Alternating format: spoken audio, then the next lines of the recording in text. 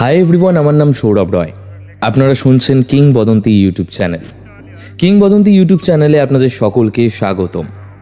গল্প শুরু করার আগে আপনাদের কাছে একটি ছোট্ট আবেদন। গল্পটি শোনা হয়ে গেলে কিংবা গল্পটি শোনার সময় কমেন্ট সেকশনের পাশে হাইপ বলে একটি অপশন আছে, সেটাতে ক্লিক করে দেবেন যাতে আরও শ্রোতাদের কাছে আমাদের এই গল্পটি পৌঁছতে পারে। কিংবদন্তি ইউটিউব চ্যানেলে আজকে আপনারা শুনতে চলেছেন অমিত কুণ্ডুর কলমে STF সিরিজের তৃতীয় পর্ব, মিশন ব্যালেট। এর আগের দুটি পর্ব যদি না শুনে থাকেন, ডেসক্রিপশন বক্সে প্রথম এবং দ্বিতীয় পর্বের লিঙ্ক রয়েছে, সেখান থেকে শুনে নিন। গল্প পাঠে রয়েছে শুভধর, অন্যান্য চরিত্রে শান, সৃষ্টি, পূজা, সৌরভ রায়, সুস্মিতা, খুশি, শ্রীরূপ, নীল, দীপ্তিমান, বর্ণালী, আকাশ, তথাগত ও শুভ্র। এই গল্প থেকে থাকছে আজকের একটি প্রশ্ন। এই গল্পে রাজ স্বর্ণালীকে সে কোথায় কাজ করে বলেছিল? আপনাদের উত্তরটি আমাদেরকে কমেন্ট করে জানান। গল্পটি ভালো লাগলে অবশ্যই লাইক, কমেন্ট, শেয়ার এবং সাবস্ক্রাইব করতে ভুলবেন না। শুরু হচ্ছে আজকের নিবেদন, মিশন ব্যালেট। শহরের বুকে একটা নাম করা পতিতালয়ের গলি। আলো আধারির মধ্যে দাঁড়িয়ে আছে যুবতী, মধ্যবয়সী নারীরা। তাদের উৎসুক চোখ যেন প্রতিটা আগন্তুকের ওপর বাজ পাখির মতো ঝাঁপিয়ে পড়ে। অচেনা কেউ এলে হাতের ইশারা, শরীরী ভঙ্গি আর মোহময়ী হাসিতে ডাকতে থাকে। আসলে এই জায়গার নিয়মই এমন। এখানে নারীরা অপেক্ষা করে কখন একজন ক্রেতা আসবে, তাদের দেহের দাম দেবে আর ঘরে নিয়ে যাবে। এরা দেহ বিক্রেতা, আর সমাজের কোনো কোনো মানুষ এদের সেই দেহের ক্রেতা। তবে সবাই যে আনন্দে বা ইচ্ছায় এই জীবনে এসেছে তা কিন্তু নয়। কেউ এসেছে অভাবে, কেউ আবার বাধ্য হয়ে। এদের মধ্যে আবার একজন দলের মালিকও আছে, যাদের আদেশ মানতেই হয়। তার অনুমতি ছাড়া কোনো পুরুষকে ঘরে ঢোকানো যায় না, এমনকি এখানে থাকা পর্যন্তও মুশকিল। দিন গড়ায়, রাত নামে, কিন্তু এদের সংসার, সুখ, দুঃখ সবই এই গলির ঘরের ভেতরেই আটকে থাকে। কারো কারো বর হয়, সন্তানও হয়। এটাই ওদের ঘর, আবার এটাই ওদের সুখ দেওয়ার স্থান। একটা গাড়ি এসে থামল সেই গলির মুখে। গাড়ি থেকে নামলেন একজন লোক। ধীরে ধীরে এগোতে থাকলেন বাড়িগুলোর দিকে। তার চেহারায় রহস্য, চোখে শীতল দৃষ্টি।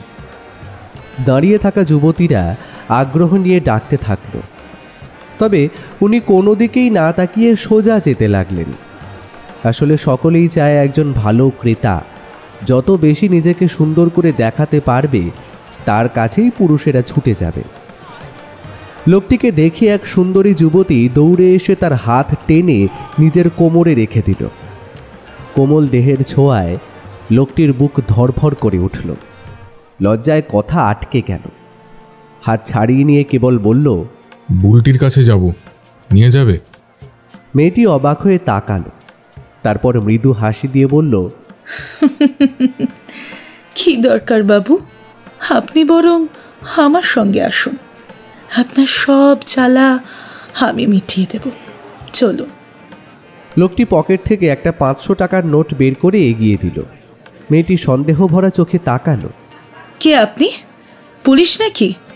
আমরা শরীর বেচে খাই বাবু, বেইমানি করি না। লোকটি এবার নিজের চশমাটা হাতে রাখলেন। বিরক্ত হয়ে বললেন, এই একদম ফটো করো না। আমি পুলিশ না, আমি ব্যবসায়ী। কিছু কাজের কথা বলতে এসেছি। বুলটির কাছে নিয়ে যাওয়া যাবে, হ্যাঁ কি না? ও তাই বলেন? হাব ভাব দেখে তো ভাবলাম পুলিশ। তা আপনার মতো অনেক ব্যবসাদারই তো আসে, মাঝে মাঝে আমাদের এদিক ওদিক নিয়ে যায়, আমাদের সাথে সময় কাটাতে আসে, তারপরে আবার চলে যায়। তবে কেউ কখনো এমনভাবে সম্মান দিয়ে কথা বলেনি বাবু। আপনি খুব ভদ্র। লোকটি দুটো নোট বের করল। মেয়েটি চারিদিক দেখে সেগুলো নিজের বুকের ভাঁজে গুঁজে নিল। কোথায় নিয়ে যায় বলুন তো?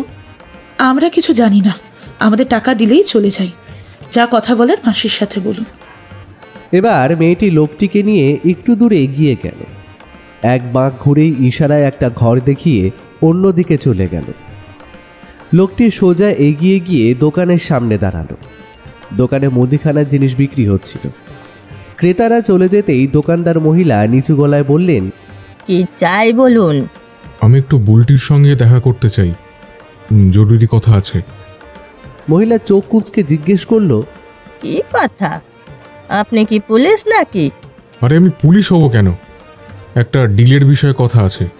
চুন্নু মুন্নু, একবার এদিকে আয় তো, দেখ তো এই মালটাকে। দুজন লম্বা চওড়া লোক এসে দাঁড়ালো। দেখতে ঠিক যেন কাকতাড়ুয়া। তাদের একজন চেঁচিয়ে উঠল, কি হয়েছে রে? কি চাই? বলছে বুলটির সাথে নাকি দেখা করবে। বিষয়টা একটু দেখ তো রে। কে রে তুই? পুলিশের খোঁজর নাকি? দেখি বন্ধু আছে কিনা। বলে এই লোকটির বুক কোমর সব তল্লাশি করে দেখল। লোকটি রাগ সামলিয়ে বলল, আমি পুলিশের খোঁচর হতে যাব কেন? আমার কিছু মেয়ে লাগবে পরের সপ্তাহে। বাইরের ক্লায়েন্ট আসছে, খুশি করতে হবে। তার বদলে মোটা টাকা দেব। তল্লাশি করা লোকটা একটু থেমে দোকানের ভেতরে ঢুকে গেল। মিনিট কয়েক পরে ফিরে এসে ইশারায় ভেতরে আসতে বলল। ভেতরে ঘর পেরিয়ে ঘর, বিভিন্ন বয়সের মেয়েদের আনাগোনা। ঘরের ভিতরগুলো কেমন স্যাঁতস্যাঁতে অন্ধকার, তবে চারিদিকেই একটা সুগন্ধ আছে। যে মেয়েগুলো দাঁড়িয়েছিল তারাও নিজেদের বেশ সাজিয়ে রেখেছে। তাদের শরীরের গঠন ও চোখের ইশারা পুরুষদের কাবু করতে যথেষ্ট। সবশেষে একটা দরজায় কড়া নাড়তেই এক মহিলা দরজা খুললেন। তাকে দেখে বোঝাই যায় এই এলাকার কুখ্যাত বুলটি। বয়স আন্দাজ 50-এর ঘরে। কপালে মোটা একটা লাল টিপ, গলাতে ও হাতে অলংকার আছে। ঠোঁটটা লাল হয়ে আছে পান খাওয়ার জন্য। লোকটি ভালো করে এদিক ওদিক তাকিয়ে পর্যবেক্ষণ করল। ঘরটা ভরা আতরের গন্ধে। সোফা, ফ্রিজ, শৌখিন আসবাব। বুলটি পানের পিক একটা জায়গাতে ফেলে মিষ্টি গলায় বলল, কি খাবেন বাবু? চা না কফি? কিছু না, কথা বলতে এসেছি। এখানটা বড্ড গন্ধে মাথাটা ধরে যাচ্ছে। আহা, এত তাড়া কেন? আগে তো বসুন, তারপর না হয় কথা হবে। তা কে খবর দিল? কি করে জানলেন আমার ঠিকানা? কে খবর দিল সেটা বাদ দিন, কাজে আসি। আচ্ছা বলুন তো, কখনো মেয়েদের শরীরের গন্ধ নিয়েছেন? চাইলে ডাকি একজনকে, একটু আরাম নিন। না, দরকার নেই। আমি এসব পছন্দ করি না। নেহাত ক্লায়েন্টের জন্য এসেছি। আপনি দেখছি ভারী সাধু। তা কবে লাগবে? এই মাসেই। বাইরের ক্লায়েন্টরা আসছে। তবে আমার চাই 20 থেকে 25 বছরের মধ্যে, একদম নতুন মেয়ে, পাতিপাতি নয়। বুলটি যেন আকাশ থেকে পড়ল, কিন্তু সামলে নিয়ে বলল, দাম দিতে পারবেন তো? দেখান আগে, অগ্রিম দিয়ে বুক করব, মোটা টাকা পাবেন। বুলটি কিছু একটা সন্দেহ করে একবার ঘরের ভিতরে গেল। দরজার ফাঁক দিয়ে লোকটির দিকে তাকিয়ে থাকল। বুলটি একজন পাকা খিলাড়ি, তাই হয়তো কিছু একটা আন্দাজ করেছে। তবে লোকটি যেমন বসেছিল ঠিক তেমনভাবেই বসে থাকল। কিছুটা সময় পরে বুলটি ভিতরে ঘর থেকে ফিরে এলো। আপনি যেমনটা চাইছেন আমার কাছে হবে না। যা, আমাকে যে তাহলে একজন বলেছিল যদি কিছু দরকার হয় কখনো আপনার এখানে আসতে। আপনি নাকি 8 থেকে 80 সব মেয়েদের খোঁজ রাখেন। কে বলেছিল শুনি? একটা কথা জিজ্ঞাসা করি, শোভা বলে কাউকে চেনেন? বুলটির মুখের রং পাল্টে গেল। কয়েক সেকেন্ড স্তব্ধ, তারপর ঠোঁট কামড়ে বলল, না না না না, চিনি না। আরে, ও আমাকে নিজেই বলেছিল। আগে এখানে থাকতো। স্বামী বিক্রম মহা হারামি, নেশাখোর। কি ঠিক বললাম তো?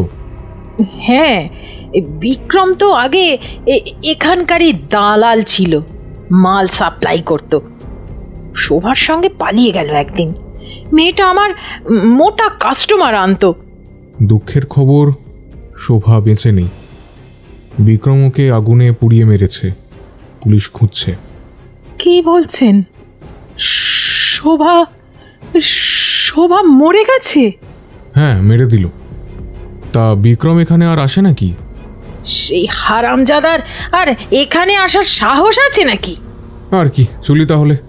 এখানে আসাই ভুল হলো, জানতাম পারবেন না। তা শোভার সাথে কি করে পরিচয় হয়েছিল শুনি? সে অনেক বড় কাহিনী, পরে না হয় একদিন সে কথা শোনানো যাবে। এখন আসি তাহলে। লোকটা চলে যাওয়ার আগে বুলটির দিকে ফিরল, পকেট থেকে 2000 টাকা বের করে এগিয়ে দিল। হ্যাঁ, এই নিন, এটা আপনার সময়ের দাম। ধন্যবাদ সময় দিয়ে কথা বলার জন্য। আর আরেকবার ভেবে দেখতে পারতেন, আর চেনাশোনা কেউ থাকলে বলতে পারতেন, আপনারই লাভ হতো। এর বদলে আমি কি পাবো? লোকটির মুখে হাসি খেলা করছে, ঠোঁটের বাঁদিকে হাসি নিয়ে পকেট থেকে একটা টাকার বান্ডিল বের করে এগিয়ে দিল বুলটির দিকে। আমি বলেছি বলে বলবেন না। ওরা এই কয়েক বছর হলো ধান্দা করছে, তারপর থেকেই আমাদের বাজার খারাপ। তবে সাবধান, ওদের অনেক বড় লিঙ্ক আছে। বিক্রম যখন শোভাকে নিয়ে এখান থেকে পালিয়ে গেল, শুনেছিলাম ওই দলের হয়ে নতুন কাজ করছে। আর ওদের ভয়েই তো আমরা ওর কিছু করতে পারলাম না। আগে তবু নতুন নতুন মেয়েরা আসতো, এখন বাজারের সব মেয়ে ওদের সাথে কাজ করছে। এই শুনেছি তো শহরের বড় বড় ক্লায়েন্টদের সাথে শুতে পাঠায় আর মোটা টাকা নেয়।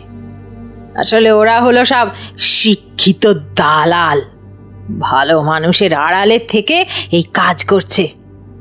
আর আমরা তো পেটের দায়ে এই কাজ করি। বিক্রমকে পুলিশ যেমন খুঁজছে তেমন আমরাও খুঁজছি। বেশ কয়েক মাস ধরে আমাদের কাজে বাধা দিচ্ছে। একবার পেলে উচিত শিক্ষা দিয়ে দেব। বুলটি ফোন থেকে একজনের নাম ঠিকানা দিয়ে দিল। লোকটা সেটা নিয়েই ওখান থেকে বেরিয়ে গেল। বুলটির দেওয়া সূত্র ধরে এবার লোকটা পৌঁছালো শহরের অন্য প্রান্তের একটি বিলাসবহুল অ্যাপার্টমেন্টে। এখানে নাকি আসল কারবারি থাকে। 3য় তলায় গিয়ে কলিং বেল চাপতেই দরজা খুললেন এক মহিলা, বয়স 40-এর ঘরে, দেহে যৌবনের ছাপ স্পষ্ট, বেশ সুন্দরী ও স্টাইলিশ। কাকে চাই? আপনাকেই চাই ম্যাডাম, ভেতরে বসি। আপনি কে? আপনাকে তো ঠিক চিনলাম না। লোকটি মহিলার কথাতে কান না দিয়েই ঘরের মধ্যে প্রবেশ করলেন। লোকটিকে এমনভাবে ঘরের ভিতরে ঢুকে আসতে দেখেই মহিলা চিৎকার করে বললেন, বেশ অসভ্য তো আপনি! চেনেন না, জানেন না, অনুমতি ছাড়া ঘরে ঢুকলেন কেন? চাইটা কি আপনার?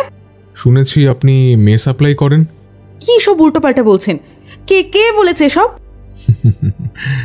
খবর নিলে পুলিশও জানতে পারবে, আমি তো নিমিত্ত মাত্র। মহিলা সৌজন্যের জন্য চা নিয়ে এলেন। দুজনেই বসে আছে। চা আসতেই কথোপকথন শুরু হলো। দেখুন, একটা ব্যবসায়িক ডিল হবে। কিছু ক্লায়েন্ট আসছে বাইরে থেকে। 20-25 বছরের একটা মেয়ে লাগবে। আপনার নামটাই তো জানা হয়নি। কি নাম আপনার? সব বলছি ম্যাডাম, একবার দেখানো যাবে নাকি? আপনি আগে চা নিন, ঠান্ডা হয়ে যাবে তো। লোকটি চায়ের কাপটা তুলে মুখের কাছে নিয়ে গিয়েও টেবিলে রেখে দিয়ে বলল, এ বাবা, একদম ভুলে গিয়েছিলাম, আমাকে ডাক্তার চা খেতে বারণ করেছিলেন। এরপরেই ঘটল অঘটন। মহিলা হঠাৎই একটা ছুরি বের করে ঝাঁপিয়ে পড়লেন, কিন্তু লোকটি যেন আগে থেকেই কিছু আঁচ করেছিল। মুহূর্তেই ছুরি কেড়ে নিয়ে দূরে ছুঁড়ে ফেলে দিল। নিজের পায়ের কাছে রাখা পিস্তলটা বের করে ধরল। তার চোখে তখন আগুন। ঠোঁট বাঁকা করে বলল, কি ভাবলেন চাই ঘুমের ওষুধ মিশিয়ে আমাকে খাওয়াবেন? এত বোকা ভাবেন আমাকে পল্লবী দেবী? কে আপনি? কেন এসেছেন এখানে? আমার নাম বুলেট। বুঝলেন, একবার 3টে গুলি খেয়েছিলাম এই বুকে, তবুও বেঁচে গেলাম। আর তখন থেকে আমার নাম হয়ে গেল বুলেট। মরতে ভয় পাই না, তাই কাউকে মারতেও আমার হাত কাঁপে না। এই কথা শুনেই পল্লবী ভয় পেয়ে গেলেন। ঠান্ডা ঘরেও কপালে ঘাম দেখা দিল। গলাটা হয়তো একটু শুকিয়েই গেছে। তা কোথায় আছে আপনার সেই মেয়েগুলো, দেখানো যাবে নাকি? আরে আমি তো এসেছিলাম একটা ছোট্ট ডিল করতে, আর শেষমেশ আপনি আমাকেই সন্দেহ করলেন। ছি ছি ছি। এই আপনি জানেন না যে ক্রেতা লক্ষ্মী আর বিক্রেতা পেঁচা? তা ম্যাডাম, আপনাকে তো পেঁচার মতো দেখতে না। কি আপনি আর কি সব বলে চলেছেন? আমি পেঁচা হতে যাব কেন? আহা, এত উত্তেজিত হচ্ছেন কেন? আপনাকে দেখে আমার পুলিশের লোক বলে মনে হয়েছিল, তাই যাচাই করছিলাম। ও আচ্ছা, তা সবাইকেই বুঝি যাচাই করেন এমন করে? তা ঠিক কি কি দেখেন? অজ্ঞান করে আবার শরীর হরণ করেন না তো? স্টুপিড, চুপ। আহা, থামুন থামুন। আপনি যে অন্য মেয়েদের লোকের রুমে পাঠান আর এই কাজ যে আপনিও করেন আমি জানি, আর এই কথা যদি পুলিশ জানতে পারে তাহলে? জানেন আপনি আপনি কার সঙ্গে কথা বলছেন? সমাজে আমার সুনাম আছে, আপনি বললেই সবাই বিশ্বাস করবে বুঝি? আমি মেয়েদের নিয়ে কাজ করি, ওদের স্বাবলম্বী তৈরি করি। আপনি দোষ দিলেই হলো? আপনি দেখি আমাকে এখনো অবিশ্বাস করছেন। হঠাৎ করেই পল্লবীর ফোনটা গো গো করে উঠল। পল্লবী দেখল ওনার ফোনটা পাশেই সাইলেন্ট করা ছিল, ওতেই একটা নাম ভেসে উঠেছে। তাড়াতাড়ি ফোনটা হাতে নিয়েই মনে মনে ভাবল, তাহলে কি এখনই সবটা বলবো স্যারকে যে একজন এসেছে, মেয়ে খুঁজছে? না থাক, আগে ভালো করে বুঝি যে ও কি চাইছে। এর সামনে স্যারের সাথে কথাও বলা যাবে না। ফোনটা না ধরেই পাশে রেখে দিল। হ্যাঁ বলুন, কি যেন বলছিলেন? মেয়ে কবে লাগবে? বিশ্বাস করছেন তাহলে? দেবেন বলে ফাঁসিয়ে দেবেন না তো? তাহলে মুখে কিন্তু চুনকালি পড়ে যাবে আমাদের। না না, টাকা পয়সা পেলেই ঠিক সময় পৌঁছে যাবে। বলুন। একটা কথা বলবো পল্লবী, কিছু মনে করবেন না তো? বলুন, তবে ফালতু বাতেলা দেবেন না। হ্যাঁ, আপনিও বেশ সুন্দরী, আসবেন আমাদের দলে। প্রচুর টাকা আছে এই কাজে, বিদেশ ভ্রমণ, সোনা হিরে, মোটা টাকা পাবেন।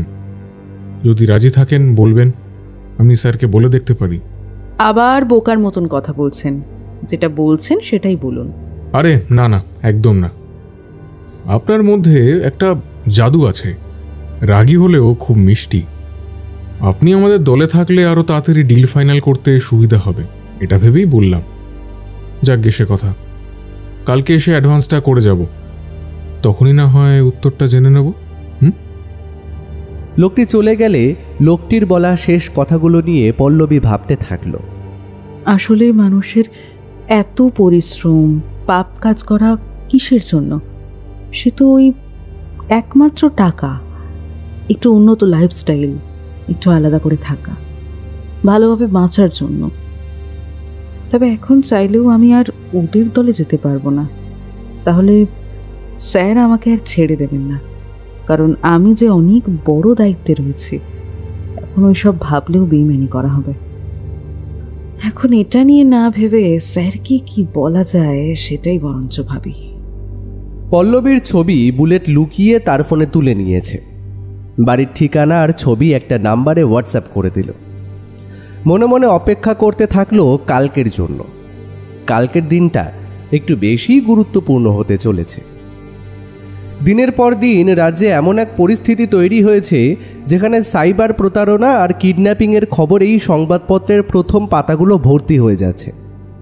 সাধারণ মানুষ প্রতিদিন সকালবেলা খবরের কাগজ হাতে নিয়ে আতঙ্কিত হয়ে পড়ছে। টেলিভিশনের চ্যানেলগুলো তোলপাড় করছে একটার পর একটা কেস নিয়ে। শাসক দলের প্রতি বিরোধী দলের রাজনৈতিক চাপ বাড়ছে, অথচ ভুক্তভোগী সাধারণ মানুষ বুঝতেই পারছে না সমস্যাটা কতটা গভীর। আজকাল মোবাইল ফোন চুরি হলেই মানুষ ভয় পাচ্ছে, সঙ্গে সঙ্গে আতঙ্ক। এই বুঝি ব্যাংক অ্যাকাউন্ট থেকে টাকা উধাও হয়ে যাবে, এই বুঝি বাড়ির মেয়েকে কেউ কিডন্যাপ করে নেবে। শহরের মেয়েদের ভয়টা আরও প্রবল। তারা একসাথে স্কুল কলেজে যাচ্ছে, দল বেঁধে অফিসে যাচ্ছে, কিন্তু প্রতিদিন তো আর সেটা সম্ভব হয় না। যাদের বাড়ির মেয়েরা নিখোঁজ তারা পুলিশের কাছে গিয়ে বারবার একটাই প্রশ্ন করছে, আমাদের মেয়েকে ফিরিয়ে দেবেন কবে? আর যাদের কষ্টার্জিত অর্থ সাইবার প্রতারকরা মুহূর্তে হাতিয়ে নিয়েছে তারা প্রতিদিন থানার সামনে দাঁড়িয়ে দাবি করছে, আমাদের টাকা ফিরিয়ে দিন।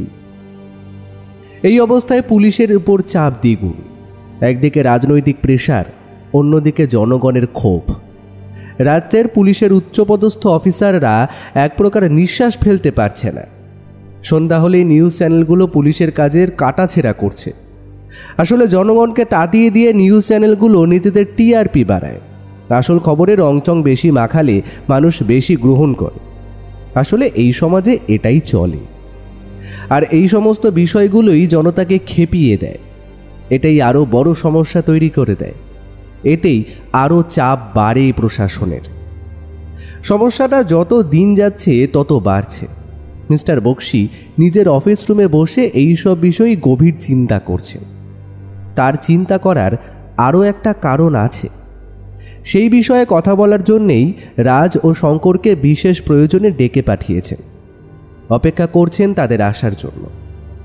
আসলে এই সময় একটুখানি বোকার মতো কাজ সমস্ত তদন্তের উপরে প্রভাব ফেলতে পারে। প্রতিপক্ষ একটু টের পেলেই সতর্ক হয়ে যাবে। তখন হাজার চেষ্টা করলেও আসল জায়গাতে পৌঁছানো যাবে না। ঠিক এই সময়ই রাজ আর শঙ্কর মহাপাত্র প্রবেশ করল মিস্টার বক্সির কক্ষে। কক্ষে কেবল নীরবতা, শুধু একটা টেবিল ল্যাম্পের আলোয় কাগজপত্রে চোখ রাখছিলেন বক্সি। দুজনকে আসতে দেখে একবার তাকালেন। চোখে ক্লান্তি আর চিন্তার ছাপ স্পষ্ট। শঙ্কর এগিয়ে এসে গলা নামিয়ে বলল, আপনি আমাদের ডেকেছিলেন স্যার? মিস্টার বক্সির মুখ গম্ভীর, কপালে ভাঁজ। তিনি উঠে দাঁড়ালেন। দুজনের সামনে গিয়ে দাঁড়ালেন। রাজ আর শঙ্করের বুক ধড়ফড় করছে। তারা বুঝে গেছে কেন এমন হঠাৎ ডেকে পাঠানো হয়েছে। আসলে তারা একটা বড় সিদ্ধান্ত নিয়েছিল স্যারকে না জানিয়ে। তোমরা যেটা করেছো সেটা খুবই অন্যায়। এত বড় পদক্ষেপ নিলে অথচ আমাকে জানালে না। স্যার, আপনি ঠিক কোন ব্যাপারে বলছেন? বক্সি থেমে গেলেন কিছুক্ষণ। চোখ সোজা রাজের দিকে স্থির করে বললেন, মেয়েটার খবর কি? ও এখন কোথায় আছে সে বিষয়ে কিছু জানা গেছে? মেয়েটা তোমার পরিচিত ছিল তো, তাই না? রাজ কিছুক্ষণ নীরব রইল। বুকের মধ্যে অপরাধ বোধ তাকে কুড়ে কুড়ে খাচ্ছে। চোখের কোণে জল চিকচিক করছে। আসলে স্বর্ণালী তার বহু দিনের বন্ধু, শৈশব থেকে পরিচিত। অথচ সেই স্বর্ণালীকেই নিজের প্রয়োজনের খাতিরে বিপদের মধ্যে ঠেলে দিয়েছে। শঙ্কর রাজের হাত শক্ত করে ধরল, যেন সাহস জোগাচ্ছে। রাজ গভীর নিঃশ্বাস নিয়ে ধীরে ধীরে বলল, হ্যাঁ স্যার, আমি ওকে সব বলেই প্ল্যানটা করেছি। স্বর্ণালী খুবই সাহসী মেয়ে, সংকটে মাথা ঠান্ডা রাখতে পারে। আমি ভেবেছি ও আমাদের ভেতর থেকে সাহায্য করবে। আমার বিশ্বাস ও নিরাপদেই আছে। আমি বুঝতে পারছি না আমার কি রিয়্যাক্ট করা দরকার। আমি খুশি হব না রাগ দেখাবো তোমার প্রতি? স্যার, সে আপনি রাগ করতেই পারেন বা আমাকে এই টিম থেকে সরিয়ে দিতেও পারেন। তবে সেদিন যখন সবাই আপনার দিকে আঙুল তুলেছিল, সেটা শুনে আমার মাথাতে জেদ চেপে গিয়েছিল। আর তখন একটাই নাম মাথাতে এসেছিল, স্বর্ণালী। আমি জানতাম ওই পারবে, কারণ ওকে আমি ছোট থেকে চিনি স্যার, জানি। আর আমি বিশ্বাস করি যে ও পারবে, ঠিক পারবে অপরাধীর কাছে আমাদের পৌঁছে দিতে। কথাগুলো শুনে বক্সির ভেতরে দ্বন্দ্ব তৈরি হলো। তিনি রাজকে অনেকদিন ধরেই চেনেন। তার জেদ, একাগ্রতা আর কাজের প্রতি দায়বদ্ধতা দেখে সবসময় মুগ্ধ ছিলেন। আজকের সাহসী সিদ্ধান্তে গর্ব হচ্ছে, আবার অন্যদিকে মেয়েটার নিরাপত্তা নিয়ে প্রবল দুশ্চিন্তাও। তিনি রাজকে বুকে টেনে ধরলেন। তবে মনে রেখো, যদি মেয়েটার কিছু হয়, আমরা জনগণের কাছে জবাব দিতে পারবো না। রাজ মাথা নাড়। বক্সি হঠাৎ চুপ করে গেলেন। জানলার দিকে তাকিয়ে দীর্ঘশ্বাস ছাড়লেন। এরপরেই বলতে শুরু করলেন কিছু নিজস্ব কথা। পুলিশের জীবনের বাস্তবতা খুব কঠিন। দিন শেষে সবারই একটা পরিবার আছে। কিছু অপরাধ দমন করতে করতে প্রায়শই সেই পরিবারকে সময় দেওয়া যায় না। থানার অফিসটাই তখন হয়ে ওঠে আসল বাড়ি, আর সহকর্মীরাই হয় পরিবারের সদস্য। তোমাদের মতো তরুণ অফিসারদের সাহস দেখে আমার মনে গর্ব হচ্ছে। তিনি আবার ঘুরে দাঁড়ালেন। খবর পেলেই আমাকে জানাবে। শঙ্কর, সাইবার ডিপার্টমেন্টকে আরো শক্ত করো। মেয়েটাকে কিন্তু বাঁচাতেই হবে। সমাজ আমাদের দিকে তাকিয়ে আছে। অবশ্যই স্যার, স্বর্ণালীকে আমি সামনে থেকে দেখেছি, খুব বুদ্ধিমান মেয়ে। আশা করছি সে আমাদের ভেতর থেকে সঠিক ইনফরমেশন দেবে। স্যার, আরও একটা খুশির খবর আছে। কয়েকদিন আগে যে আরেকজন ধরা পড়েছিল তার কাছ থেকে কিছু তথ্য পাওয়া গেছে। আর একটা বড় খবর আছে, আমরা একটা ক্লু পেয়েছি। কি ক্লু বলো? স্যার, শোভার লিড ধরে একজনকে আমরা খুঁজে বের করেছি। উপর থেকে ভদ্র, কিন্তু তলে তলে দেহ ব্যবসার সঙ্গে জড়িত। আশ্চর্য ব্যাপার হলো যে উনি একজন মহিলা, জানেন স্যার। ইউটিউব সেলিব্রিটির সাথে সমাজসেবার নামে তলে তলে মেয়েদের দিয়ে এমন কাজ করাচ্ছেন। বেশ, তাহলে কি করবে? চাপ দিলে মুখ খুলবে তো, নাকি সটকে যাবে? স্যার, আমি রাজের সঙ্গে প্ল্যান করে একজনকে কাজে লাগিয়েছি। আমার পুরনো ঘুঁটি বুলেটকে নামিয়েছি। বুলেট? ওই ইনফরমারটা? ও তোমার জন্য 3টে গুলি খেয়েছিল, তাই না? ইয়েস স্যার, ওর ওপর আমি ভরসা করি। এবারও কাজে দেবে নিশ্চিত। অলরেডি আমাকে ডিটেলস পাঠিয়ে দিয়েছে, আমিও খবর লাগাচ্ছি। কাকে ফোন করে, কার সাথে দেখা করে, কোথায় যায়, সব ডিটেলস পেলে আপনাকে জানিয়ে দেব। স্যার, এবার হয়তো আমাদের বাইরে বের হয়ে কাজ করতে হতে পারে, আপনার অনুমতি দরকার। ঘরের ভেতর পিনপতন নীরবতা। বাইরের ঘড়িতে তখন রাত 10টা বাজে। রাজ মাথা তুলে বলল, স্যার, দেরি করার কোনো সুযোগ নেই। প্রতিটা মুহূর্ত মূল্যবান। আমাদের এখনই অ্যাকশন নিতে হবে। ঠিকই বলেছ, পর্দার আড়ালে থেকে আর কিছু হবে না। এবার এসটিএফকে নামতেই হবে। যে কোনো মূল্যে মেয়েগুলোকে উদ্ধার করতে হবে। জনগণকে তাদের ভরসা আবার ফিরিয়ে দিতে হবে।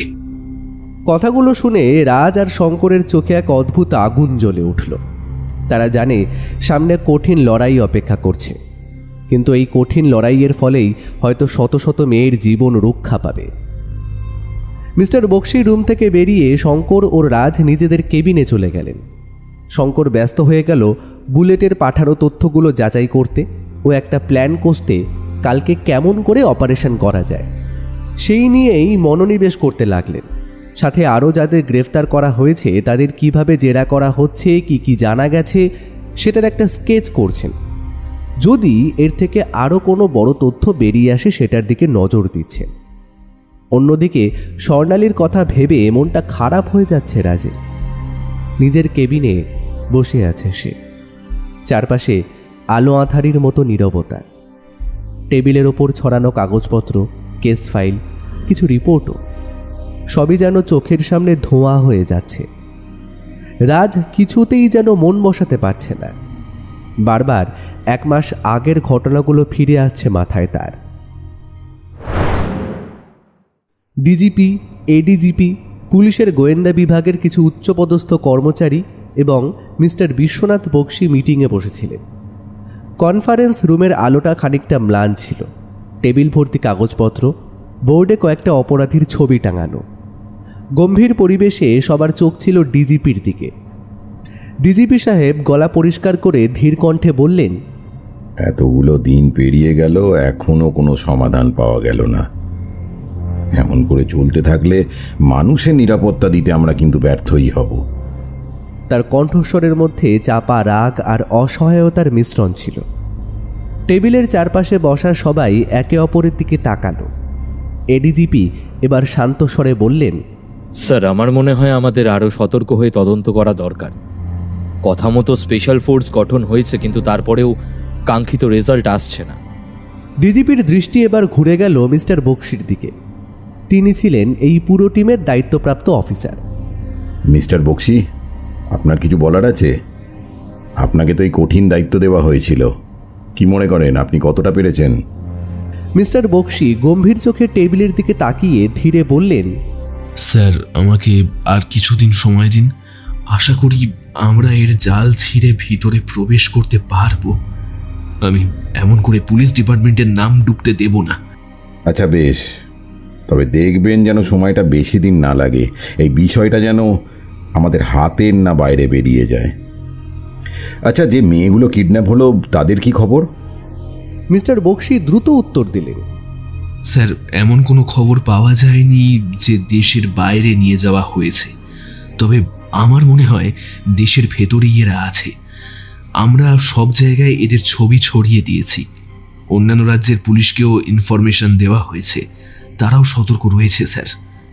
ওকে, খুব সেন্সিটিভ ব্যাপার এটা। যত তাড়াতাড়ি সম্ভব এর সমাধান করুন, আপনার প্রতি আমাদের বিশ্বাস আছে। তবে মনে রাখবেন শুধু কিডন্যাপ নয়, এর সাথে সেই ব্যাংক থেকে টাকা হাফিসের ব্যাপারটাও কিন্তু আছে। মিটিং থেকে ফিরে নিজের কেবিনে এসে বসেছিলেন মিস্টার বিশ্বনাথ বক্সী। মুখটা পুরো গুরুগম্ভীর, চোখ দুটো আধবোঝা করে একদৃষ্টিতে ফাইলের দিকে তাকিয়েছিলেন। মনে মনে ভাবছিলেন, আজ যে প্রশ্নগুলো করা হচ্ছে সেগুলো একদম সঠিক, তবে আমি তো চেষ্টা করছি। এর আগে কোনো কেস এতটা জটিল বলে মনে হয়নি, কিন্তু এই কেসটা সবার চেয়ে আলাদা। এখানে যেন অদৃশ্য একটা শক্তি আমাদেরকে প্রতিনিয়ত ঠেকিয়ে দিচ্ছে। আর আসল সমস্যা হলো, ফোন চুরি করেই কিডন্যাপ করা হচ্ছে কেন? এর উত্তর অবশ্য আগেই পাওয়া গেছে। ওরা হয়তো পুলিশকে বিচলিত করতে চাইছে। প্রতিদিন কত ফোনই তো চুরি হয়, কিন্তু তার মানে যে প্রতারণা বা কিডন্যাপ তা তো নয়। তাও পুলিশকে ব্যস্ত রাখতে ওরা এই পথই বেছে নিয়েছে। এমন সময় রুমের দরজা খুলে ভেতরে ঢুকলো শঙ্কর মহাপাত্র ও রাজ। শঙ্কর স্যারের চেহারার দিকে তাকাতেই বুঝতে পারল তিনি ভীষণ দুশ্চিন্তায় আছেন। রাজও চুপচাপ দাঁড়িয়ে রইল। মিস্টার বক্সী চোখ খুলে দুজনের দিকে তাকালেন, ধীর গলায় বললেন, আমার উপর অনেক বিশ্বাস করেছেন ডিজিপি সাহেব, তবে আমি... স্যার, আপনি উত্তেজিত হবেন না, আমরা তো চেষ্টা চালাচ্ছি। আমি জানি শঙ্কর, পুরো টিম দিনরাত এক করে কাজ করছে। তবে কি জানো, দিনের শেষে মানুষ ওই রেজাল্টই চায়। তুমি কতটুকু কাজ করলে, কেমন করে করলে, সেটা কিন্তু কেউ জানতে চাইবে না। স্যার, আমার মাথায় একটা বুদ্ধি এসেছে। জানি একটু রিস্ক হয়ে যাবে, কিন্তু তবুও বলছি। বলো রাজ, তোমার কি আইডিয়া আছে? স্যার, যদি কোনোভাবে আমাদের ইনফরমারের ফোন ওদের কাছে পৌঁছে দিতে পারি তাহলে। একদম অসম্ভব রাজ, তুমি কি বলছো একবার ভেবে দেখেছো? এরপর হয়তো সেই ফোন ব্যবহার করে টাকা লোপাট হবে, কিংবা ওই ইনফরমারের পরিবারের কেউ কিডন্যাপ হয়ে যাবে। আর সে যদি মহিলা হয় তাহলে তো তার নিজেরই সর্বনাশ হবে। স্যার, আমি জানি এতে অনেক রিস্ক আছে, তাও একবার ভেবে দেখুন আপনি। এটা করলে কিন্তু অনেকটা সুবিধা হবে। না, এটা ঠিক পদ্ধতি হবে না। তোমার মাথা থেকে এই চিন্তাটা বাদ দাও। এটা করলে উল্টো বিপর্যয় নেমে আসবে। রাজের মাথায় তখন একরকম জেদ চেপে বসেছে। সে জানে ঝুঁকি আছে, তবুও কিছু একটা করতেই হবে। মনের ভেতর প্রতিজ্ঞা করল, যত দূর যেতে হয় যাব, একটা রিস্ক তো নিতেই হবে। বাড়ি ফিরে রাতের বেলা বিছানায় শুয়ে শুয়ে একই চিন্তা করছে। মাথার ভেতর আইডিয়া পাক খাচ্ছে। হঠাৎ ফোনটা হাতে নিয়ে কল দিল স্বর্ণালীকে। ফোন ধরেই স্বর্ণালী মিষ্টি গলায় হেসে বলল, বাবা, আজকে কোন দিকে সূর্য উঠলো? যাকে কল করলে কল ব্যাক করে না, সে কিনা আমাকে নিজেই ফোন করেছে। আমি তো একেবারে সারপ্রাইজ। আরে বুঝিসই তো, অফিসের চাপ থাকে, ইচ্ছে থাকলে উপায় হয় না। আমাকে এত কাজের অজুহাত দেখাস না, আসল কথা বল, কি দরকার? আরে তুই তো জানিসই মেডিকেল রিপ্রেজেন্টেটিভের কাজ কত চাপ। আসলে একটু দরকার ছিল আর কি। কালকে দেখা করা যাবে একবার? আসলে রাজ তার পরিবার কিংবা বন্ধুদের কাউকেই বলেনি সে আসলে কি কাজ করে। সকলকে বলতো সে মেডিকেল রিপ্রেজেন্টেটিভ। স্বর্ণালীও জানতো না। ছোট থেকেই রাজের স্বপ্ন ছিল পুলিশে কাজ করার। সেই স্বপ্ন পূর্ণ হয়েও ছিল, কিন্তু চাকরিতে যোগ দেওয়ার পর দেখলো উপরের অফিসাররা ঘুষ নিচ্ছে। প্রতিবাদ করায় ওর উপরে চাপ আসতে শুরু করলো। বাধ্য হয়ে চাকরি ছেড়ে দিল। কিন্তু ওর নিষ্ঠা আর প্রতিভার জন্য লালবাজার গোয়েন্দা বিভাগে তাকে গোপনে যোগ করানো হয়। সেখানে সাধারণ মানুষের মতো থেকে ভেতরের খবর জোগাড় করাই তার কাজ। ফলে কোথায় কে ঘুষ খাচ্ছে, কে সৎভাবে কাজ করছে, সব কিছু সে দেখতে পারে। স্বর্ণালী ছিল রাজের ছোটবেলার বন্ধু। ছোট থেকেই একে অপরকে চেনে তারা। স্বর্ণালী বহুবার রাজকে বিয়ের প্রস্তাব দিয়েছে, কিন্তু রাজ রাজি হয়নি। তবুও মনে মনে ওকে খুব ভালোবাসে। রাজ জানে এই কাজে কখন কি হয় সে নিজেও জানে না। আর যাকে ভালোবেসে বিয়ে করবে তাকে কখনোই সত্যি বলার সুযোগ হবে নাকি সে কি কাজ করে, আর ওর কিছু হলে তার কি হবে, সেটা ভেবেই কখনোই ও স্বর্ণালীর প্রস্তাবে রাজি হয়নি। স্বর্ণালীরও স্বপ্ন ছিল পুলিশের চাকরিতে যোগ দেওয়া, কিন্তু উচ্চতায় সামান্য কম হওয়ায় তার স্বপ্ন যায় ভেঙে। তারপর সে অন্য সরকারি চাকরির পরীক্ষার জন্য প্রস্তুতি নিতে থাকে। পাশাপাশি গৃহশিক্ষকতাও শুরু করে। ছোট থেকেই ক্যারাটে শিখেছে, তাই সাহসী আর আত্মবিশ্বাসী স্বভাব তার। দুজনে দেখা করলো নদীর ধারের পুরনো এক গাছের নিচে। এই জায়গাটা তাদের খুব প্রিয়। ছোটবেলায় যখনই ঝগড়া হতো তারা এখানে এসে বসত। পুরনো দিনের স্মৃতিগুলো যেন ভেসে উঠল রাজের মনে। দুজনেই চুপচাপ বসে আছে। অনেকদিন পর পাশাপাশি বসেছে তারা। নীরবতা ভাঙল স্বর্ণালী। কেমন আছিস রে রাজ? কতদিন পর তোর সাথে দেখা। ঢং করিস না তো, ঢং করিস না। এই তো পরশু দেখা হলো। ধুর, ওটাকে দেখা বলে? বাইক নিয়ে পাশ দিয়ে চলে গেলি, সেটাও আবার দেখা নাকি? তা পড়াশোনা কেমন চলছে? সবই ভালো। সামনে কি কি পরীক্ষা আছে? কয়েকটা পরীক্ষা আছে, দেখা যাক কেমন হয়। প্রিপারেশন নিচ্ছি। ভালোই হবে, মন দিয়ে পড়াশোনা কর, তাহলেই হবে। তা আজ হঠাৎ দেখা করতে চাইলি কেন? রাত চুপ হয়ে গেল। কেমন করে বলবে সে আসল উদ্দেশ্য? একমাত্র স্বর্ণালীকে এসে বিশ্বাস করে, কিন্তু কি করে একটা মেয়েকে বিপদে ফেলবে? কিন্তু তবুও একটা রিস্ক তো নিতেই হবে। চুপ করে আছিস কেন? কিছু হয়েছে নাকি? একটা কথা বলার আছে। কি হয়েছে? তুই ঠিক আছিস তো? এই যে চারিদিকে এত মেয়েদের কিডন্যাপ হচ্ছে, তোর ভয় করে না? আসুক না একবার, মেরে লাট করে দেবো। তা ভালো। পেপারে পড়েছি যে এরা নাকি ভিকটিমের পরিচিত হয়। ধর তোরই কোনো পরিচিত তোকে ওদের হাতে তুলে দিল, তাহলে? তখন দেখা যাবে। মরার আগে মরণ কামড় দিয়ে তবেই যাব। যতটা সম্ভব নিজেকে বাঁচানোর চেষ্টা করব। তুই আমাকে কতটা বিশ্বাস করিস বলতো? অনেকটা। কেন? যদি বলি আমি নিজে তোকে ওদের হাতে তুলে দেব, তাহলে যাবি? মানেটা কি? কি এসব পাগলের মতো বকছিস বলতো? কি হয়েছে তোর? আমি তো কিছু বুঝতে পারছি না। রাজ এবার সিদ্ধান্ত নিল আসল পরিচয়টা স্বর্ণালীকে জানাবে। দেখ, আজকে তোকে একটা কথা বলতে চাই, যেটা কেউ জানে না, এমনকি আমার বাড়িতেও জানে না। তুই আগে প্রমিস কর যে কাউকে বলবি না। হয়তো কোনো দিন তোকে বলতামও না, তবে বলতে হচ্ছে, কারণ তোকে একটা বড় কাজের দায়িত্ব দিতে চাই। জানি এতে তোর বিপদ আছে, কিন্তু তুই ছাড়া কেউ পারবে না, খুব কঠিন কাজ। সেই সব পুরাতন কথা ভেবেই রাজ বারবারে বিঘ্নিত হচ্ছে, যেন তার মনটা কেউ চুরি করে নিয়ে গেছে। যতক্ষণ পর্যন্ত না স্বর্ণালীর কোনো ভালো খবর পাচ্ছে সে, ও কাজে মন দিতে পারছে না। স্বর্ণালী একবার বলাতেই রাজি হয়ে গিয়েছিল। সে তো কথা দিয়েছিল ওর কিছু হতে দেবে না। কি করে যে ও কিডন্যাপ হলো সেটাই বুঝে উঠতে পারছে না। পরের ঘটনাগুলো ভেবেই কান্না চলে আসছে। এমন হুট করেই এতটাই আক্রমণ করবে সে বুঝতেই পারেনি। অন্যদিকে এই অন্ধকার ঘরটার ভেতরে স্বর্ণালী শুয়ে আছে। সারা শরীর যেন ভাঙাচোরা হয়ে গেছে। প্রতিটি অঙ্গে এক অদ্ভুত ব্যথা ছড়িয়ে আছে। শরীরের প্রতিটা শিরা উপশিরায় সেই ব্যথার স্রোত যেন তাকে বারবার মনে করিয়ে দিচ্ছে সে এখন এক ভয়ঙ্কর জায়গায় বন্দী। ঠিক কিছুক্ষণ আগেই লোকটা ওকে জোরে জোরে আঘাত করেছে। তার আঘাতের তীব্রতা এতটাই ছিল যে মুখেও দাগ লেগে আছে। ঠোঁট ফেটে গেছে সামান্য, গালে লালচে কালচে দাগ। ওর হাত পায়ে শক্ত করে দড়ি বাঁধা ছিল। দড়ির চাপে কবজি লাল হয়ে গেছে। কিছু জায়গা ছড়ে গিয়ে রক্ত জমাট বেঁধেছে। এখন যদিও দড়ি খুলে দিয়েছে, তবু উঠে বসার শক্তিটুকুও নেই। শরীর যেন শূন্য, সমস্ত রক্ত মাংস দুর্বল হয়ে গেছে। চোখে ভাসছে কেবল অন্ধকার। ঘরের ভেতরে এক ফোঁটা আলোও ঢুকছে না। জানলার ফাঁক নেই, দরজা বাইরে থেকে বন্ধ। শুধু বাইরে থেকে অনেক মানুষের কান্নার শব্দ কানে আসছে। সেই কান্নায় ভয়ের সুর মিশে আছে। সেই সুর বুক কাঁপিয়ে দিচ্ছে। যে কাজে সে সামিল হয়েছে সেই কাজ শেষ করতেই হবে, এই চিন্তাটাই বারবার মাথায় ঘুরছে স্বর্ণালীর। নিজেকে নিয়ে তার বিশেষ ভয় নেই, তবে এখানে যারা বন্দী আছে তাদের উদ্ধার করাটাই এখন তার কাছে সবচেয়ে জরুরি। কিন্তু এই পরিস্থিতিতে দাঁড়িয়ে তার চোখে জল চলে আসছে। বুকের ভেতরে কষ্ট জমে উঠছে।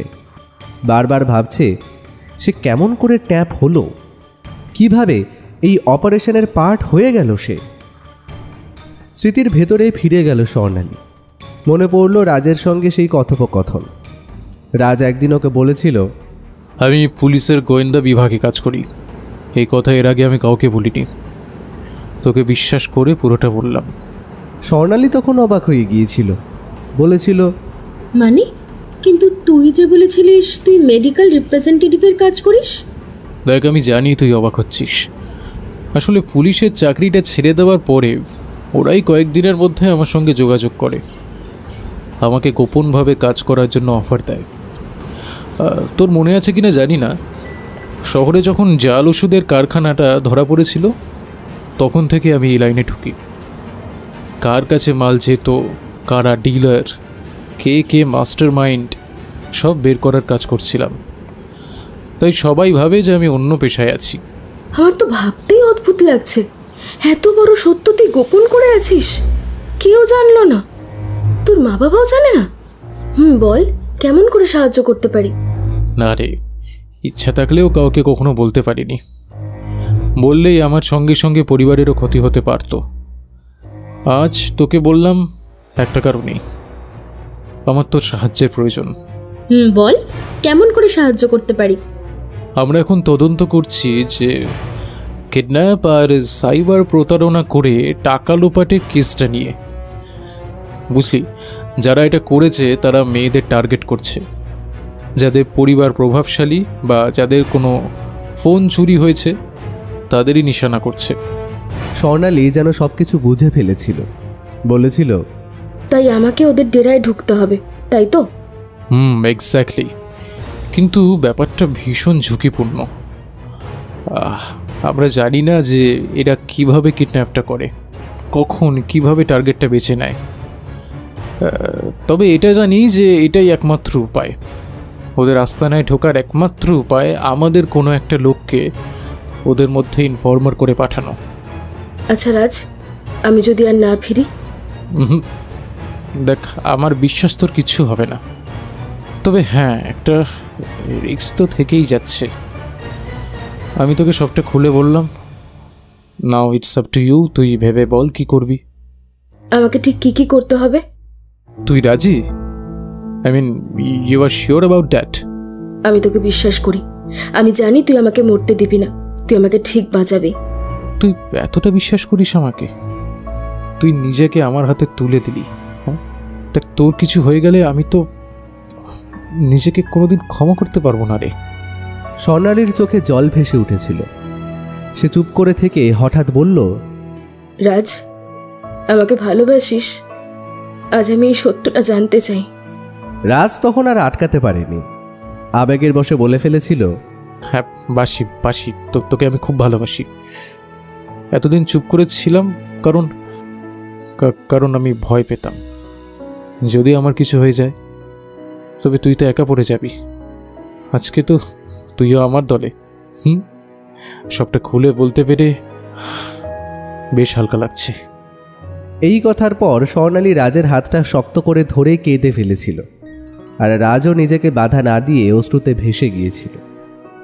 সেদিনের সেই মুহূর্ত থেকে শুরু হয়েছিল তাদের সত্যিকারের লড়াই। এরপর রাজ একদিন বলেছিল, তোর ফোনটা আমি সঠিক জায়গায় পৌঁছে দিয়েছি, এখন সাবধানে থাকিস। কয়েকদিনের মধ্যেই তুই বুঝতে পারবি চেনা বা অচেনা কেউ তোর কাছে ঘেঁষতে চাইছে বেশি করে। তখন সজাগ থাকবি। হ্যাঁ, চালাকি কিন্তু একদম করবি না, তাহলেই বুঝতে পারবি যে ওরা কারা। কথাটা সত্যি হলো। কয়েকদিনের মধ্যেই স্বর্ণালী টের পেল সে ট্যাপ হয়ে গেছে। যেখানে সে ক্যারাটে শিখেছে সেখানে কয়েকজন নতুন ছেলে ভর্তি হয়েছে। তাদের মধ্যে একজন সবসময় স্বর্ণালীর দিকে তাকিয়ে থাকে, একটু বেশি কথা বলতে চায়। স্বর্ণালী সেটাকে সুযোগ দিল। একদিন ক্লাস শেষে সেই ছেলেটি এসে বলল, ফুচকা খাবে? খাওয়া যেতেই পারে। তারা হেঁটে হেঁটে ফুচকার দোকানে গেল। দূরে দাঁড়িয়ে সবটা নজরে রাখছিল রাজের ইনফর্মার, তবে ছদ্মবেশে। ফুচকাওয়ালা ফুচকা দিতে শুরু করলো। হঠাৎ ছেলেটি কাশতে শুরু করলো। কাশতে কাশতেই বলল, তুমি খাও, আমি জলের বোতল আনি। এই বলে সে কয়েক পা হেঁটে গিয়ে হঠাৎ একটা অটোরিকশায় উঠে পড়ল। মুহূর্তেই অটো ছুটে গেল। ইনফর্মার ছেলেটি সবটা বুঝে গেল। সেই ছেলেটি ভয় পেয়ে পালিয়ে যাচ্ছে। রাজের ইনফর্মার তখনই দৌড় দিল অটোর পেছনে। তার মনে হলো একে পালাতে দিলে চলবে না। আজকেই হয়তো সব ফাঁস হয়ে যাবে। কিন্তু এদিকে স্বর্ণালী দাঁড়িয়ে আছে ফুচকার দোকানের সামনে। ফুচকা মুখে দিয়ে হঠাৎ থমকে গেল। ফুচকাওয়ালা হেসে বলল, আরেকটা খাবেন নাকি ম্যাডাম? না থাক। এই নিন, আরেকটা নিন না, 20 টাকায় হয়ে যাবে। এই নিন, সস দিয়ে দিচ্ছি, বেশ মিষ্টি মিষ্টি। স্বর্ণালী আর ভাবল না, ফুচকাটা মুখে পড়ল। ব্যাগ থেকে টাকা বের করে দিতেই বুঝলো মাথাটা ঘুরছে, সব কিছু যেন ভাসছে। চোখ গোল গোল হয়ে অন্ধকারে নেমে এলো। তারপর আর কিছু মনে নেই তার। চোখ খুলতেই দেখল সে একটা গাড়ির ভেতরে বসে আছে। পাশে এক অচেনা লোক, মুখে কাপড় চেপে ধরা, হাত পা দড়ি দিয়ে বাঁধা। গাড়ি ছুটছে হু হু করে। লোকটা হেসে উঠল। এই তো মামুনি চোখ খুলেছে দেখছি। বলি, আমার বানানো আরেকটা ফুচকা খাবে নাকি সস দিয়ে? স্বর্ণালীর বুক কেঁপে উঠল। সে বুঝে গেল সে কিডন্যাপ হয়ে গেছে। এতটা দ্রুত, এতটা সহজে হবে ভাবতেও পারেনি। মনের ভেতর ভয়ে কাজ করছে। যতই সাহসী হোক, এরা যদি কোনো নোংরামি করতে আসে তবে কিভাবে নিজেকে রক্ষা করবে? কিভাবে রাজকে খবর দেবে? রাজ কি জানতে পারবে সে কোথায় আছে? কিন্তু ভয়ের মধ্যেই বুকের ভেতর শক্তির স্রোত বয়ে গেল। স্বর্ণালী মনে মনে বলল, আমাকে পারতেই হবে, আমি পারবই। আমি বুদ্ধি দিয়ে কোনো না কোনো উপায় ঠিক বের করব। অন্ধকার ঘরে শুয়ে শুয়েই এখন সেই কথাগুলো মনে পড়ছে। কান্নার শব্দ, দড়ির যন্ত্রণা, শরীরের সব ব্যথা, সব মিলিয়ে এক অদ্ভুত পরিবেশ তৈরি হয়েছে। তবে সে জানে তার লড়াই এখনও শেষ হয়নি, বরং শুরু হয়েছে মাত্র। তার এখন একটাই কাজ, শরীরের বেড়াকে উপেক্ষা করেই তাকে বুদ্ধি দিয়ে একটা উপায় বের করতেই হবে। যেমন করেই হোক রাজের কাছে এই খবর পৌঁছে দিতে হবে। শরীরে কষ্ট নিয়েই একবার উঠে বসার বৃথা চেষ্টা করল, কিন্তু না, পারল না। তার চোখ দিয়ে জল বেরিয়ে এলো। মায়ের মুখটা বড্ড মনে পড়তে লাগলো। হয়তো সবার মতো তার বাবা মাও তাকে খুঁজছে। এতক্ষণে তাদের বাড়িতে পুলিশ এসেছে, সবাই ব্যস্ত হয়েছে ওর কথা ভেবে। বাবা এদিক ওদিক খোঁজাখুঁজি শুরু করে দিয়েছে। ওর মা কষ্টতে কাঁদতে কাঁদতে বারবার অজ্ঞান হয়ে যাচ্ছে। তবে সে যে নিজের ইচ্ছেতে এই মিশনে এসেছে তা কাউকে বলে আসতে পারল না। এসটিএফ এর সদস্যরা এবার আরও অ্যাক্টিভ হয়ে গেল। চারিদিকে যেন তারা জাল বিছিয়ে দিয়েছে। শহরের এ প্রান্ত থেকে ওপার প্রান্ত পর্যন্ত ছড়িয়ে পড়েছে তাদের খোঁজ খবর নেওয়ার টিম। প্রতিটি সদস্যের চোখে মুখে অদ্ভুত সতর্কতা, যেন এক মুহূর্তের ভুল মানেই বড় ক্ষতি। কয়েকটি টিম ভাগ হয়ে কাজ করছে। কেউ নির্দিষ্ট জায়গায় নজরদারি করছে, কেউ আবার গোপনে তথ্য সংগ্রহ করছে। বুলেটের আজকে একটা গুরুত্বপূর্ণ মিটিং আছে। পল্লবীর ওখানেই যেতে হবে তাকে। খবর এসেছে সেখানেই কিছু বড় তথ্য পাওয়া যেতে পারে। শঙ্কর মহাপাত্র অনেক আগে থেকেই পল্লবীর ওপর কড়া নজরদারি বসিয়ে রেখেছিলেন। তিনি বুঝেছিলেন এই নারী শুধু সাধারণ কেউ নয়, তার সাথে একটা বড় চক্র যুক্ত আছে। সেই কারণেই একাধিক টিম আলাদা আলাদা জায়গায় প্রস্তুত রাখা হয়েছে, যেন এক মুহূর্তে আক্রমণ করা যায়। শঙ্কর মহাপাত্রর স্পষ্ট নির্দেশ ছিল, যেমন করেই হোক এদের সবাইকে ধরতেই হবে। কে আছে এই দলে সব জানতে হবে। শুধু নিচুতলার অপরাধী ধরা নয়, আসল মাথাগুলোকে টেনে বের করে আনতে হবে। আসলে সমাজে বেশিরভাগ অপরাধী শিক্ষিত আর ভদ্রলোকের মুখোশ পরে ঘুরে বেড়ায়। সাধারণ মানুষের চোখে তারা আদর্শবান, ভদ্র, দয়ালু। অথচ আড়ালে এরা ভয়ঙ্কর চক্র চালায়। এরা জানে সমাজে কেউ তাদের সন্দেহ করবে না। একরকম মিথ্যা আবরণের আড়ালে নিজেদের লুকিয়ে রাখে। আর এদের মাথার ওপর থাকে আরও ক্ষমতাশালী লোক, যারা রাজনীতি, টাকা, শক্তি সব দিক দিয়েই বলিয়ান। উপযুক্ত প্রমাণ ছাড়া এদের গায়ে হাত দেওয়াই কঠিন। নিচুতলার ছোটোখাটো অপরাধীরা ধরা পড়ে, শাস্তিও পায়, কিন্তু উপরের স্তরের আসল কালপ্রিটরা নিরাপদে বিচরণ করে, ক্ষমতার দাপটে পার পেয়ে যায় বারবার। এসটিএফ এর কাজ তাই শুধু অপরাধ দমন করাই নয়, বরং একেবারে শিকড়ে গিয়ে প্রমাণসহ শাস্তির ব্যবস্থা করা। সময় বেশি লাগে, বিপদও বেশি, কিন্তু একমাত্র এই পথেই সমাজকে বাঁচানো সম্ভব। আর এই জন্যেই এসটিএফ সবসময় ছায়ার মতো অদৃশ্য থেকে কাজ করে। সন্ধ্যা তখন 7টা বাজছে। শহরের বাতাসে হালকা শীতলতা নেমেছে, রাস্তায় লাইট জ্বলে উঠেছে, আশেপাশের দোকানগুলোতে কোলাহল কমে আসছে। সেই সময় বুলেট ধীরে ধীরে এগিয়ে এলো পল্লবীর ফ্ল্যাটের সামনে। চারপাশটা একবার নজর বুলিয়ে নিয়ে কলিং বেল টিপল। দরজা খুলে সামনেই দাঁড়িয়ে গেল পল্লবী। চোখে মুখে চিরচেনা হাসি, ঠোঁটে হালকা লাল লিপস্টিক, চোখে ভারী কাজল। বুলেট লক্ষ্য করল তার দৃষ্টিতে একটা অদ্ভুত তীক্ষ্ণতা আছে, যেন সবকিছু ভেদ করে দেখতে চায়। বুলেটের হাতে একটা স্যুটকেস, দেখতে সাধারণ, কিন্তু ভেতরে টাকা রাখা আছে। আর সেই স্যুটকেসের এক কোণে লাগানো আছে একটি গোপন ক্যামেরা। ক্যামেরাটা এতটাই নিখুঁত ও অদৃশ্যভাবে বসানো যে কেউ কল্পনাতেও আনতেই পারবে না। এর সরাসরি কানেকশন আছে বুলেটের মোবাইলের সাথে। বুলেট ঘরে ঢোকার আগেই সেটি অন করে দেয়, ফলে যা কিছু ঘটছে সব লাইভ শঙ্কর মহাপাত্র দেখতে পাচ্ছে। বুলেট জানে আজ হয় সত্যিটা বেরিয়ে আসবে, না হলে হয়তো তার জীবনই শেষ। কিন্তু সে ভয় পায় না।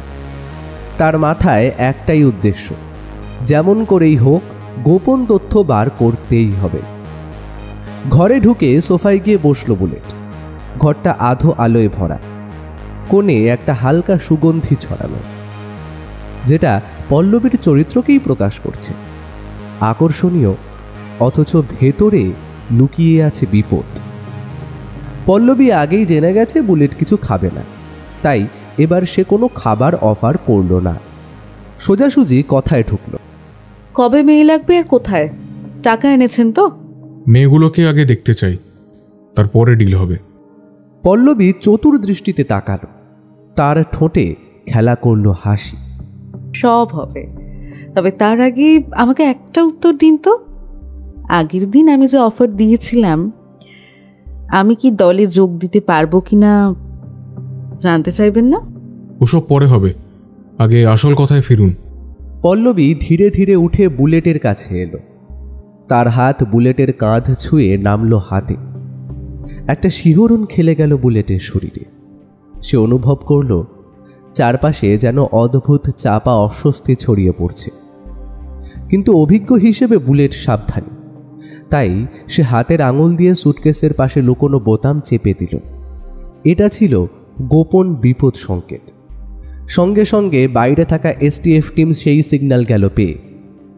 পল্লবী এবার আরও কাছে এলো। সুটকেসটা সরিয়ে রেখে বুলেটের প্রায় কোলের কাছে বসে পড়ল। চোখে চোখ রেখে বলল, আপনি তো আগের দিন বলেছিলেন আমি খুব সুন্দরী, তাহলে কি আমাকে নেবেন মিস্টার? বুলেটের বুক ধকধক করছে, মাথার ভেতর কেমন যেন অস্থিরতা বাড়ছে। কিন্তু তখনই হঠাৎ সবকিছু বদলে গেল। পল্লবীর গলা মুহূর্তে বদলে গেল। সে চাপা অথচ ভয়ঙ্কর কণ্ঠে বলল, কে তুই? হ্যাঁ, কে? সত্যিটা বলে ফেল, না হলে কিন্তু প্রচন্ড বিপদ হবে, বল। এই কথার সাথেই ভিতরের ঘর থেকে দৌড়ে বেরিয়ে এলো এক লোক, তার হাতে উদ্যত বন্দুক। বুলেট মুহূর্তে বিপদ বুঝে নিজের বন্দুক বের করতে যাচ্ছিল, কিন্তু তখনই পল্লবী হাতের কাছে থাকা ভারী ফুলদানি দিয়ে তার মাথায় আঘাত করল। আঘাতের চোটে বুলেট মেঝেতে পড়ে গেল।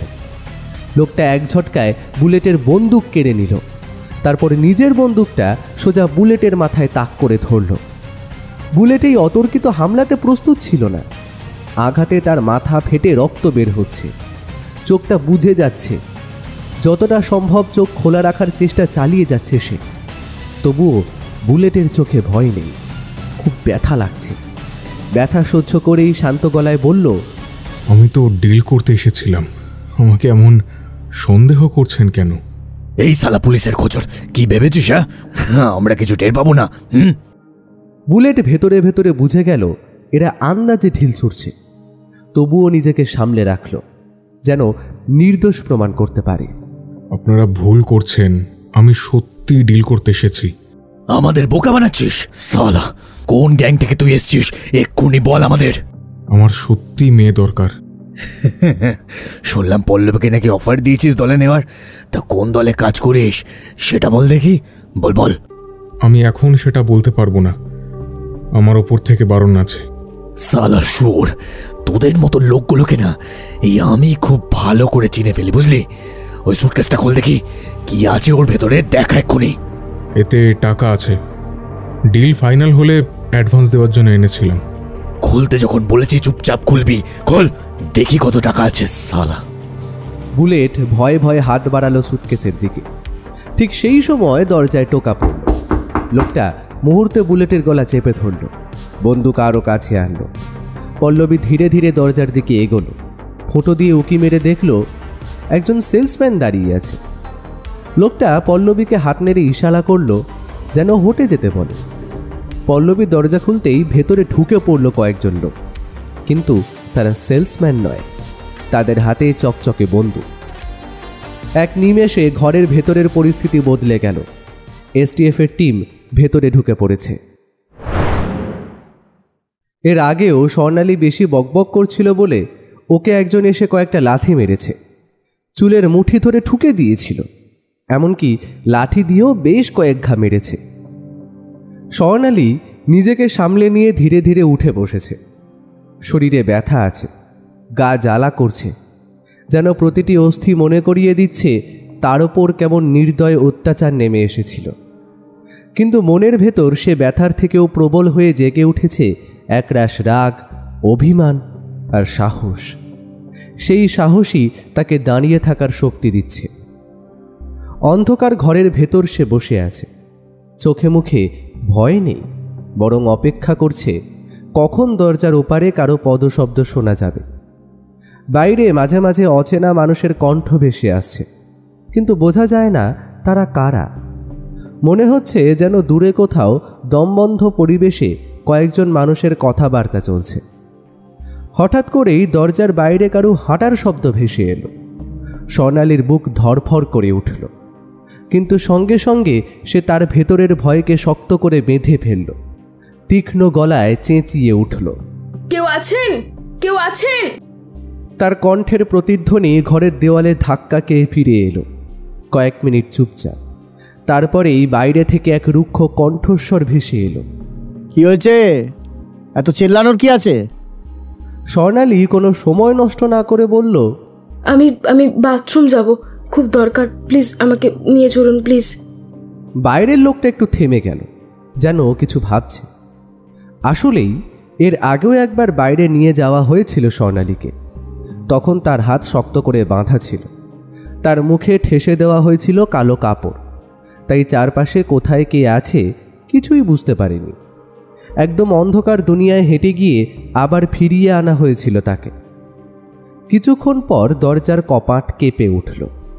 ভেতরে ঢুকল সেই লোকটা, হাতে কালো কাপড়, চোখে একরকম নিষ্ঠুর ভাব।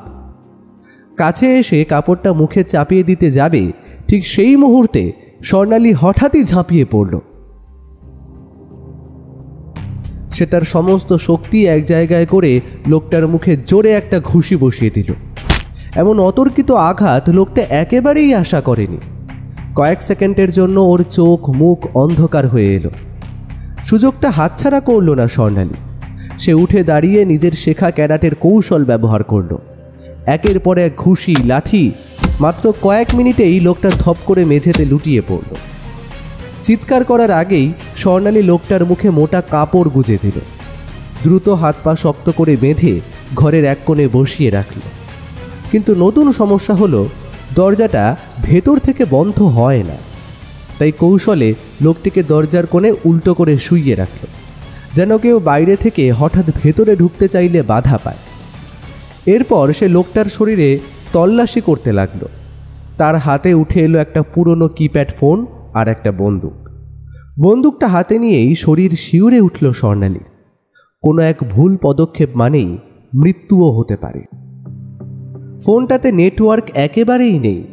জায়গাটা এতটাই প্রত্যন্ত যে সিগন্যাল ধরা মুশকিল। কিন্তু দেরি করার সময় নেই। যত দ্রুত সম্ভব বাইরে যোগাযোগ করতে হবে। রাজ আর শঙ্কর মহাপাত্র তাকে আগেই বলেছিল এরা সাধারণত অ্যান্ড্রয়েড ফোন ব্যবহার করে না, তাই বিশেষ প্রস্তুতি নিয়েছিল এসটিএফ। রাজ স্বর্ণালীকে একটি ছোট সিম দিয়েছিল, যেটা তাবিজের ভিতরে লুকোনো ছিল। তাতে একটাই টোল ফ্রি নাম্বার সেভ করা ছিল। কোনো পরিস্থিতিতে সেই নাম্বারেই ফোন করতে হবে। স্বর্ণালী তাবিজটা খুলল। ভয়ে তার হাত কাঁপছে। মনে হচ্ছে যেন বাইরে কেউ দাঁড়িয়ে আছে আর সব কিছু লক্ষ্য করছে। যদি এখনই কেউ ভেতরে ঢুকে পড়ে। তবুও সাহস করে সে সিমটা বের করে ফোনের ভেতরে ঢুকিয়ে দিল। শ্বাসরুদ্ধ করে সে সেই টোল ফ্রি নাম্বারটা ডায়াল করল। কয়েক সেকেন্ড ধরে নীরবতা, তারপর ফোন বেজে উঠল। এসটিএফের সাইবার ডিপার্টমেন্ট আগে থেকেই জানতো এই নাম্বার থেকে কল এলেই ট্র্যাকিং শুরু করতে হবে, তাই কল আসার সঙ্গে সঙ্গে তারা সক্রিয় হয়ে উঠল। কিছুক্ষণের মধ্যেই খবর পৌঁছে গেল মিস্টার বক্সির কাছে। কম্পিউটারের স্ক্রিনে লাল বিন্দু জ্বলে উঠল। কোন এলাকায় নেটওয়ার্ক অ্যাক্টিভ হয়েছে তা চিহ্নিত হলো। এই খবর পাওয়া মাত্রই এসটিএফের কন্ট্রোল রুমে আনন্দের ঝড় উঠল। রাজ খবরটা শুনে আনন্দে কেঁদে ফেলল। দীর্ঘ প্রতীক্ষার পর অবশেষে একটা সিগন্যাল ধরা পড়েছে, কিন্তু এই আনন্দের সঙ্গে ভয়ও মিশে আছে। জায়গাটা শহর থেকে বহু দূরে, যে কোনো মুহূর্তে পরিস্থিতি জটিল হয়ে যেতে পারে। আগেই খবর হয়ে গেছে ওই নিকটতম এলাকায় থাকা টিমের কাছে, তারাও রওনা দিয়েছে। আবার রাজ তার টিম নিয়ে রওনা দিল অচেনা সেই জায়গার উদ্দেশ্যে। গাড়ির জানলা দিয়ে বাইরে তাকিয়ে তার মনে ভেসে উঠছে স্বর্ণালীর মুখ। একদিকে আনন্দ, কারণ ও বেঁচে আছে, যোগাযোগ করতে পেরেছে। অন্যদিকে ভয়, কোনো ভুল হলে আবার তাকে হারাতে হবে না তো। স্বর্ণালীও ঘরের ভেতর দাঁড়িয়ে ফোনের স্ক্রিনের দিকে তাকিয়ে আছে। ছোট্ট সেই সিগন্যাল বারের ওঠানামা যেন তার প্রাণ নিয়ে খেলছে। সে জানে কয়েক মিনিটের মধ্যেই এসটিএফ ট্র্যাক করতে পারবে, কিন্তু সেই কয়েক মিনিটেই সব থেকে বড় ভয়। যদি এর মাঝেই কেউ এসে পড়ে, যদি বন্দুকধারী অন্য কারো সন্দেহ হয়। লোকটাকে বাঁধা অবস্থায় ফেলে রেখে সে ধীরে ধীরে জানলার দিকে এগিয়ে গেল। বোঝার চেষ্টা করলো এটা কেমন জায়গা। তবে জানলা বাইরে ও ভেতর থেকে এমনভাবেই বন্ধ যে সেটা কোনোভাবেই খুলবে না। সে অনুভব করল তার ভেতরে ভয় যেমন আছে, তেমনই জেগে উঠেছে অদম্য বেঁচে থাকার ইচ্ছে। এবার সে ভেঙে পড়বে না, আজ সে লড়াই করবে। এদিকে এসটিএফের টিম গোপনে গাড়ি নিয়ে এগিয়ে যাচ্ছে। মাইক্রোফোনে রাজের কণ্ঠ কেঁপে উঠল, সাবধান সবাই, কোনো রকম ভুল করলে কিন্তু চলবে না। স্বর্ণালী আমাদের উপর ভরসা করেছে, আমরা যদি দেরি করি তাহলে কিন্তু সব শেষ হয়ে যাবে। অচেনা পথ, ঘন অন্ধকার আর নিস্তব্ধতা। তার ভেতর দিয়ে একদল সশস্ত্র বাহিনী ছুটে যাচ্ছে, আর অন্য প্রান্তে ছোট্ট এক ঘরে স্বর্ণালী অপেক্ষা করছে। আসলে স্বর্ণালীর মতো মেয়েরা যারা এখানে বন্দী আছে তারা জানেও না তাদের উদ্ধার করতে আসছে কারা। আবার তারা মুক্ত বাতাসে ঘুরতে পারবে, বাড়ি ফিরে যাবে। আজকে স্বর্ণালীর একটা সাহসী পদক্ষেপে ধরা পড়বে অপরাধীরা। স্বর্ণালী জানে এবার বাঁচা মরা দুটোই একসাথে বাজি রাখা। কিন্তু তার বিশ্বাস আছে রাজ আসবেই, আর আজ সে প্রমাণ করে দিয়েছে ভয়কে জয় করা যায়।